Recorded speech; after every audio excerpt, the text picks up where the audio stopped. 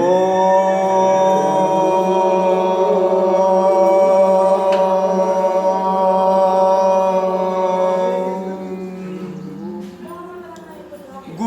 ब्रह्मा गुरु विष्णु गुरुदेवो महेश्वरः गुरु साक्षात् परब्रह्म तस्मै श्री गुरवे नमः।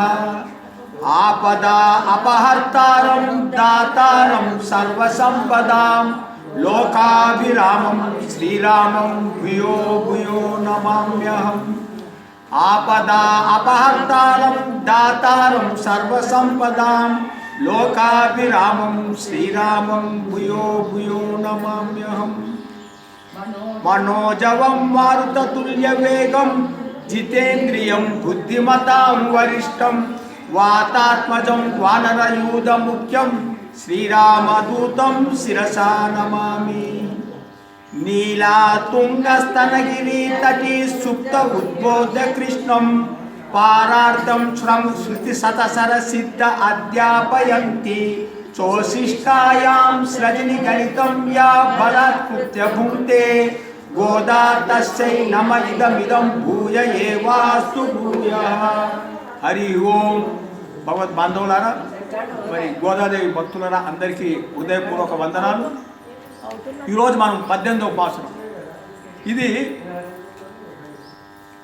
తిరుప్పావై జియర్ అని ఒక అతను ఉన్నాడు. ఎవరు? తిరుప్పావై జియర్కు చాలా ఇష్టమైన పాసురం. రామానుజుడు. రామానుజుడికి తిరుప్పావై జియర్ అని పేరు వచ్చింది. అంటే ఆయన నిరంతరము ఈ యొక్క తిరుప్పాయి పాసురాలని అనుసంధానం చేస్తూ ఉంటాడు రామానుజుడు. ఆయన భిక్షాటన చేస్తున్నాడు. భిక్షాటన చేస్తున్నప్పుడు ఈ యొక్క 30 పాసురాలను అనుసంధానం చేస్తూ ప్రతి ఇంటి ముందట భిక్ష అడుగుతున్నాడు. ఇలా తిరుప్పాయి పాసురాలు పాడుతూ పాడుతూ ఆయన గురువుగారి ఇంటి ముందుకు వచ్చింది. ఆ గురువుగారి ఇంటి ముందుకు వచ్చేకల్లా ఈ 18వ పాసురం చెప్తున్నాడు. ఈ 18వ పాసురం అనుసంధానం చేస్తుంటే గురువుగారి అమ్మాయి రామానుజులకు భిక్ష తీసుకొని తలుపులు తెలిసి భిక్ష తీసుకొని వస్తుందన్నమాట. అది స్వామి చూసుడు.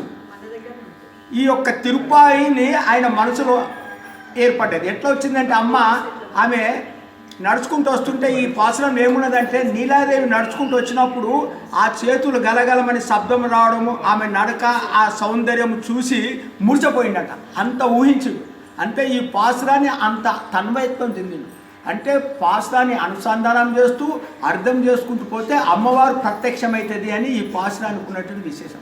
అంటే మనము పాసురాన్ని పారాయణం చేయాలా, పాసురాన్ని అర్థం చేసుకోవాలా, అర్థం చేసుకొని అర్థంలో మనం మునిగాలి. అప్పుడు ఈ యొక్క పాసురం యొక్క గొప్పతనం మనకు అర్థమైంది. అయితే ఒకసారి మనం ఈ పాసురాన్ని అనుసంధానం చేసుకుందాం.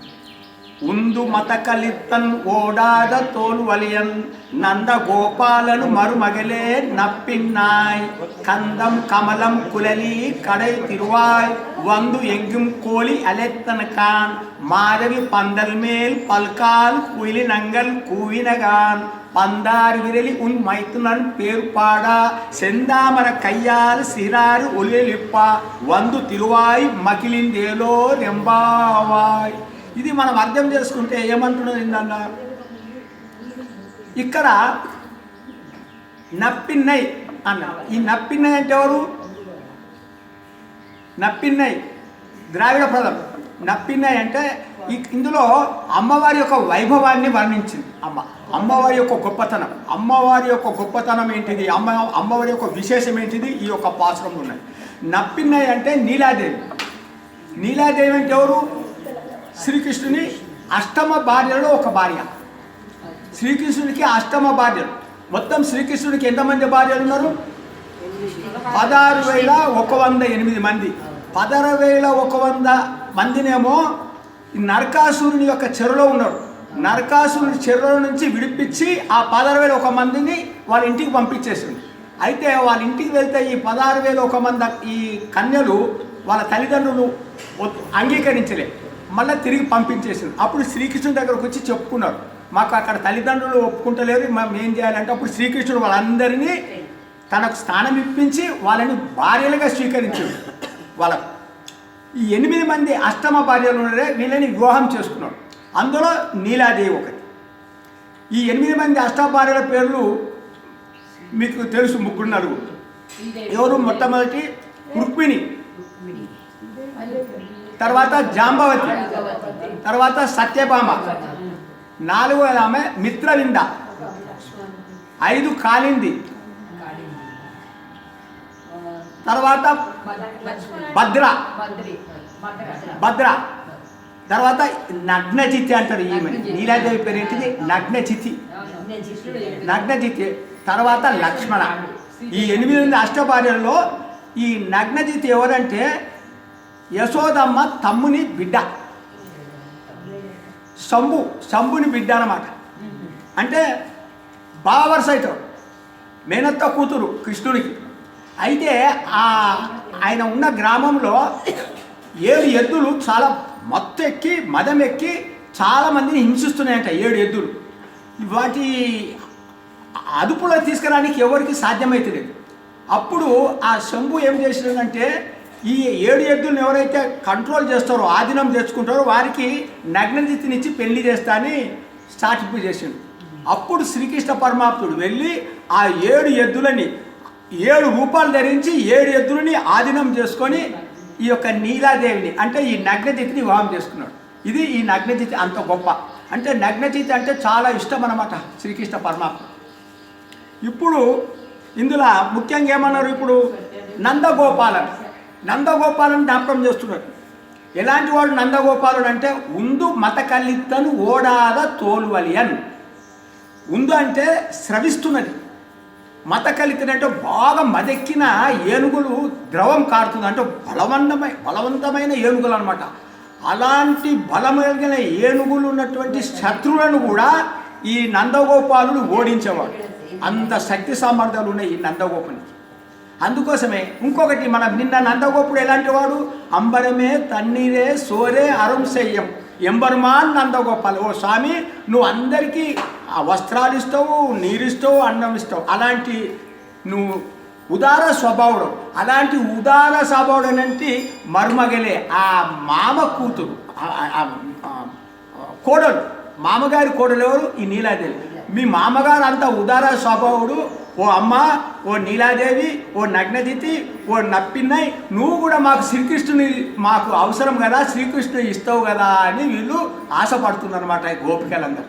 ఎవరు? నప్పిన్నై ఇస్తుంది కదా అని నీలాదేవి శ్రీకృష్ణుని. ఎందుకంటే శ్రీకృష్ణుడు ప్రాణ దగ్గర ఉన్నాడు. ఎందుకంటే నిన్న చెప్పాడు కదా బలరాముడు ఇక్కడే లేడు, శ్రీకృష్ణుడు నీలాదేవి మందిరంలో ఉన్నాడు. అందుకోసమే అందరూ ఇప్పుడు నీలాదేవి మందిరంలోకి వచ్చి ఈ అమ్మవారిని లేపుతున్నారు.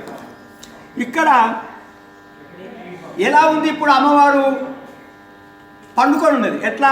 కందం కమలం కులలి ఉన్నది. కందం కమలం కులలి అంటే ఈ పువ్వుల యొక్క పరిమళాలు వెదజల్లుతున్నటువంటి కుంతములు అంటే ఆమె యొక్క శిరోజాలము. ఆమె యొక్క శిరోజాలాలు ఎట్లున్నాయంటే మంచి సువాసనతోనే వెదజల్లుతున్నాయి. అలాంటి కందం కమలం కులలి కడై తిరువాయ్. కడై తిరువాయ్ అంటే తలుపు తెరుము. ఇంకొక అర్థం ఏంటిదంటే కడై తిరువాయ్ అంటే లోతైన అర్థం. కొంచెం జ్ఞాపకం పెట్టుకోండి.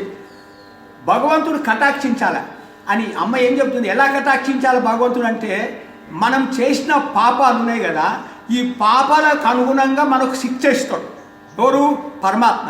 మన పాపాలకు అనుగుణంగా శిక్షిస్తాడు. మా పాపాలు, మేము చేసిన పాపాల ప్రకారం అంటే మా కర్మ ప్రకారము మాకు శిక్షయకు ఓ స్వామి, నీ కృప ప్రకారం మాకు కటాక్షించు అనేది కడై తిరువాయ్.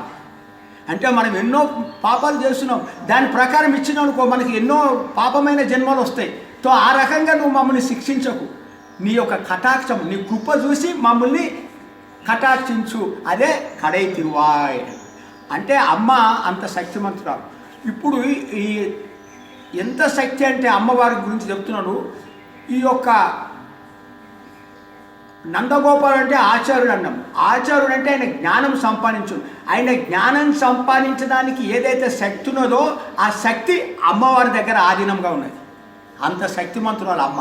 అంటే అమ్మ శక్తి ఉంటేనే ఆచార్యునికి ఆ జ్ఞానం వస్తుంది. ఇప్పుడు నందగోపాడు ఎంతో బలవంతుడు అంటే ఆ ఏనుగుడికి ఎంత బలం ఉన్నదో అంత బలం గలవాడు, శత్రువులను ఓడించగలవాడు, అంత శక్తిమంతుడు. ఆ శక్తికి ఆధారం ఎవరు? అమ్మవారు. అమ్మవారి శక్తి లేకపోతే నందగోపుని దగ్గర శక్తి లేదు. పరమాత్మకు కూడా శక్తి ఇచ్చేది కూడా అమ్మవారి. అమ్మవారి శక్తి వలనే శ్రీమన్నారాయణుడు ఈ ప్రపంచాన్ని సృష్టిస్తున్నాం. లేకుంటే అమ్మవారి శక్తి లేకపోతే ఈ ప్రపంచాన్ని సృష్టించలేడు, అంత శక్తిమంతురాడు అమ్మ. అలాంటి అమ్మ ఇంత రాత్రి వచ్చి లేపుతున్నారు అని అనుకుంటుందేమో అని ఈ గోపికలు ఏమంటున్నారంటే వందు ఎంగుం కోలి, వందు ఎంగుం కోలి, కోలి అంటే కోళ్ళు, వందు ఎంగుం కోళ్ళు, ఎంగుం అంటే అంతటా కోళ్ళు అరుస్తున్నాయి. అంటే తెల్లవారింది అమ్మ అని. రాత్రిపూట రాలేదమ్మా, తెల్లవారింది. వందు ఎంగుం కోలి, అంతా అరుస్తున్నాయి. కోళ్ళు కోళ్ళు ఏంటిది ఇక్కడ? కోళ్ళు అంటే ఆచారులు అని తీసుకోవాలి. ఇంకొక అర్థం, కోళ్ళు ఏం చేస్తాయి? చెత్త కుప్పలు వెళ్ళి గింజలు ఏరుకుంటాయి. అక్కడ రక్తం దొరికిందనుకో, రక్తాన్ని తీసి పడేస్తాయి. రక్తాన్ని ముట్టుకోదు, గింజలు తింటుంది కోళ్ళు. అదేవిధంగా భక్తులు అయినా ఏం చేస్తారు? భక్తులు అంటే ఈ సంసారంలో ఉండి ఈ సంసార భోగాలని ముట్టుకోరు, భగవంతుని విషయాలు ముట్టుకుంటారు. అంటే ఇప్పుడు మనలాగా భగవంతుని విషయాలంటే మంచిగా శ్రద్ధగా వింటారు, భోగం అంటే పక్క పెట్టేస్తారు. భగవంతుని విషయాలు వింటారు, అది భక్తులు చేసే పని. ఇది కోళ్ళు ఏం చేస్తున్నాయి? రత్నం కనబడ్డా కూడా పక్కకి తెచ్చినట్టు భక్తులు కూడా సంసార విషయంలో ఉంటారు, ఈ భోగాలను చూస్తారు, కానీ భోగాల దగ్గరికి పోరు, భగవంతుని విషయాల దగ్గరికి పడతారు. ఇది భక్తులు. అందుకోసం కోళ్ళు అంటే భక్తులతో పోల్చింది. రెండోది, వందేమి కోడి అలత్తను కాన్, ఆమె లేవకుండా అలానే పండుకున్నాయి. ఇంకొక గురించి చెప్తున్నా, అమ్మా మాధవి పందల మేల్ పల్కాలు కుయిలినంగల్ కూవినగాను. మాధవి పందల మేల్ అంటే ఒక పందిరి మీద లత అల్లుకొని ఉన్నది. ఆ లత అల్లుకొని గుంపుగా ఉన్న లత అల్లుకున్నది పందిరి మీద. ఆ పందిరి మీద గుంపులుగా కోయిలలు మధురంగా కూస్తున్నారమ్మా అంటే తెల్లవారింది అంటే. ఇక్కడ కోయిలలు అంటే అల్వార్లు అంటే అర్థం వస్తుంది. కోయిలలు అంటే అల్వార్లు. కోయిలలు పరభృతులు అంటారు. పరభృతి అంటే కోయిలలు ఇతరులపైన ఆధారపడుతుంది. కోయిల ఎట్లా? కోయిల గుడ్డు పెడుతుంది కానీ పిల్లలను పొదగదు. అది పిల్లలను పొదగదు, కాకి గుళ్ళ పెట్టేస్తుంది. కాకి పొదుగుతుంది. ఆ కాకి పొదిగిన తర్వాత అది అక్కడ పిల్ల పుడుతుంది అనమాట. కోయిల గుడ్డిని పొదగదు, అందుకోసమే ఇతరుల మీద ఆధారపడుతుంది కోయిల. అదేవిధంగా అల్వార్లు కూడా వీళ్ళకి జ్ఞానం రానికి వీళ్ళ సొంత ప్రయత్నం ఉండదట, భగవంతుని కటాక్షం వలనే వీళ్ళకు జ్ఞానం వస్తుంది. ఎవరికి? అల్వారు. వాళ్ళ ప్రయత్నమే చేయరు. ఎవరు? అల్వార్లు. అంటే నిరంతరము భగవంతుని నామే స్మరిస్తారు కాబట్టి ఆటోమేటిక్గా భగవంతుడు వీళ్ళకు అవిద్యను తొలగించి అజ్ఞానం తొలగించి జ్ఞానం ఇస్తాడు. అందుకోసం అల్వార్లు కూడా భగవంతుని మీద ఆధారపడి ఉంటారు అని. కోయిలలు ఏం చేస్తాయి? ఉదయం ఈ మామిడి చిగుళ్ళని తిని మధురంగా పాడతాయి. ఈ అల్వార్లు ఏం చేస్తారంటే ఉపనిషత్తులు వేదాలు చదివి ఆ చదివినది ఆకలింపు చూసుకొని మధురంగా గానం చేస్తారు. అందుకోసమే తెల్లవారిందమ్మా లేవు అని చెప్పినారు. అంటే అప్పుడు కూడా అమ్మ లేస్తలేదు. లేకపోతే ఏం చేసినారు? పందారు విరిలి ఉన్ మైతునని పేరు పాడ. పందారు విరిలి అంటే బంతి. నీ ఏళ్ళలో నిండుగా బంతి ఉన్నదమ్మా, ఒక చేతిలో కనబడుతున్నది. ఒక చేతిలో పందారు విరిలి, నీ చేతిలో ఒక బంతి ఉన్నది. ఉన్ మైతునని పేరు పాడ. నీ యొక్క భావగుణాలను మేము పాడుతున్నాం. మేము నీ భావగుణాలు అంటే శ్రీకృష్ణుని గుణాలు పాడుతున్నాం. నీ చేతిలో బంతి ఉన్నది అంటే ఏమి ఊహించుకుంటున్నారు ఇప్పుడు వీళ్ళంటే? అమ్మ నీ చేతిలో ఒక బంతి పెట్టుకున్నావు, ఒక చేతిలో శ్రీకృష్ణుని పెట్టుకున్నావు, ఒక చేతిలో బంతితో ఆడుకుంటున్నావు, ఒక చేతిలో శ్రీకృష్ణుని అనుభవిస్తున్నావు. మాకు కూడా శ్రీకృష్ణుని బంతిలాగా శ్రీకృష్ణునితో మమ్మల్ని కలపమ్మా అని ఒక అర్థం. బంతి అంటే ఈ జగత్తు, ఈ ప్రపంచం అంతా ఆమె ఒక చేతిలో ఉంటుంది. ఎవరిది? అమ్మవారి చేతిలో. ప్రపంచం అంతా ఒక చేతిలో. ఈ ప్రపంచానికి కారణభూతుడైనటువంటి పరమాత్మ ఇంకొక చేతిలో. ఈ రెండు ఆమె చేతిలో ఉన్నది. ఇలా ఆ తల్లి కాబట్టి అమ్మ నువ్వు జీవులని పరమాత్మ దగ్గరికి నువ్వు చేర్చేదాన్ని. అంత శక్తిమంతురాలు అమ్మవారు. ఎందుకంటే మనం నిన్ననే చెప్పుకున్నాం, గురువు గారి అనుగ్రహం దొరికినా కూడా మనకు అమ్మవారి అనుగ్రహం లేకపోతే పరమాత్మ దగ్గర పోలేం మనం. అందుకోసమే పురుషాకారం అంటారు ఈ అమ్మవారిని. పురుషాకారం అంటే జీవులని పరమాత్మ దగ్గరికి చేర్చడానికి సహాయపడుతుంది ఎవరు? అమ్మవారు. అందుకోసమే ఈ లక్ష్మీతత్వం ఈమె. లక్ష్మీతత్వము, శ్రీతత్వం ఈమె ఇంకొక పేరు చెప్తారనమాట. అయితే ఎందుకు చేస్తుంది ఈ లక్ష్మీతత్వం? ఏం చేస్తుందంటే మన జీవుణ్ణి పరమాత్మ దగ్గర చేస్తుంది. అది అమ్మవారి యొక్క గొప్పతనం. అందుకోసమే అమ్మవారిని లేపుతున్నాం. ఇప్పుడు గురువుగారు మనము నందగోపుడు మనకు లోపల పంపించిండు, పరమాత్మ దర్శనం కాదు. ఎప్పుడైతే పరమాత్మ దర్శనం అమ్మవారు అనుకుంటేనే. అందుకోసమే అమ్మవారిని ప్రాధేయపడుతున్నాడు. అమ్మ నువ్వే మమ్మల్ని చేర్చు అని కోరుతున్నాడు. ఎందుకంటే అమ్మ దయగల, అమ్మ దయస్వరూపిణి. అమ్మ పరమాత్మ ఉదయంలో దయస్వరూపిణిగా ఉండి మనల్ని ఆయన దగ్గరికి చేర్చుకోవడానికి అమ్మ సహాయం చేస్తుంది. అది మనకు చెప్పేది అనమాట. ఈ యొక్క పాసనం యొక్క గొప్పతనం ఇది. అందుకోసమే అమ్మ ఇప్పుడు నువ్వేం చేయాలా, నేనేం చేయాలని అంటున్నాను. అప్పుడు అంటే అమ్మ సెందామర కయ్యాలు సీరారు ఒలిలిప్ప. సెందామర కయ్యాలంటే తామర పువ్వు లాంటి అందమైన చేతులని.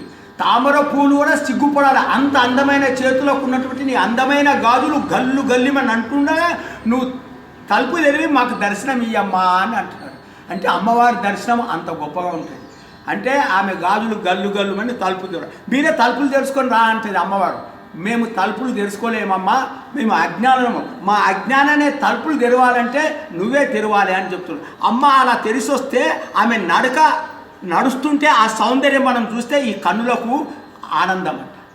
అమ్మ నడుచుకుంటూ వస్తే ఆ నడకను చూస్తే ఈ కన్నులు ఆనందపడుతుంది. ఇది ఒక ఇంద్రియం. అమ్మ గాజులు సప్పుడైతుంటే ఆ గాజులు విని ఈ చెవులు ఆనందపడతాయి. అమ్మ యొక్క నెత్తిన పూలు ఉన్నట్టు ఆ పూల వాసన చూసి మన నాసికాగ్రహం ఆనందపడుతుంది. ఆ స్వామి యొక్క పాటలు పాడితే ఈ జీవ ఆనందపడుతుంది. అమ్మ ఆ తలుపులు తీస్తే ఆ అమ్మ స్పర్శ వలన మన యొక్క త్వచ స్పర్శ ఆనందపడుతుంది. అంటే అమ్మవారిని చూస్తే మన సర్వ ఇంద్రియాలన్నీ ఆనందపడి భగవత్ ప్రాప్తి పొందుతాం. కాబట్టి అమ్మ నువ్వు దర్శనం ఇయ్యానంటే అమ్మ వచ్చిందనమాట. ఇప్పుడు రేపు మనము లక్ష్మీ నారాయణని మనం లేపుతాం మనం. హరే నమః, హరే నమః.